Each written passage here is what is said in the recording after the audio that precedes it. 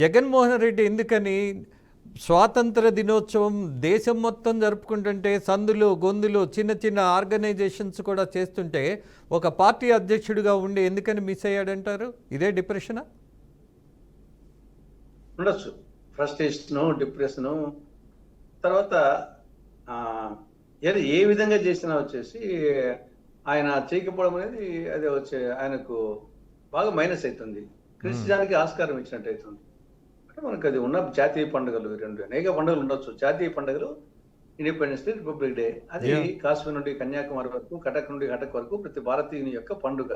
కానీ ఖచ్చితంగా వచ్చేసి చేసిందలా ఆయన ఫ్రస్ట్రేషనా, డిప్రెషనా, మరి ఏ కారణం చేతనా కానీ అది వచ్చేసి ఏమాత్రం వచ్చేసి జస్టిఫై చేయదగ్గ విషయం కాదు.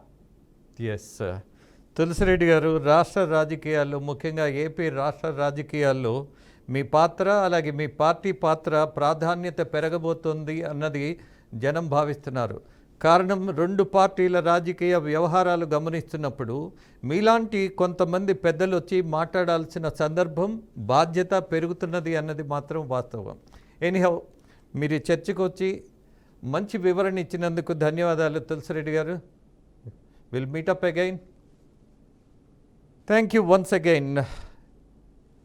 ఇది ఒక స్పెషల్ డిబేట్లో ఒక సమస్య మీద ఉన్నటువంటి అప్డేట్. నమస్తే, మీ రాజేంద్ర.